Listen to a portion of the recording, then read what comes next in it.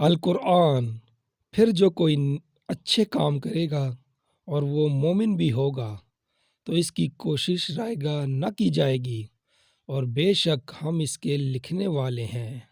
رسول اللہ صلی اللہ علیہ وآلہ وسلم نے فرمایا، میں اس کو جنت کے ایک گوشے میں گھر کی ضمانت دیتا ہوں جو حق پر ہونے کے باوجود جھگڑا چھوڑ دے۔ میں اس کو جنت کے درمیان میں گھر کی ضمانت دیتا ہوں جو مزاح میں بھی جھوٹ بولنا چھوڑ دے۔ میں اس کو جنت کے اعلیٰ درجے میں گھر کی ضمانت دیتا ہوں جس کا اخلاق اچھا ہو۔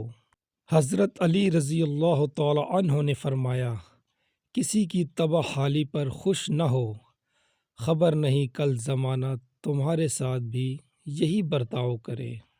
آج کی بات، ایک بات پر ایمان رکھیں، جو انسان ہمارے حق میں بہتر نہ ہو، اللہ اس انسان کو ہم سے دور کر دیتا ہے۔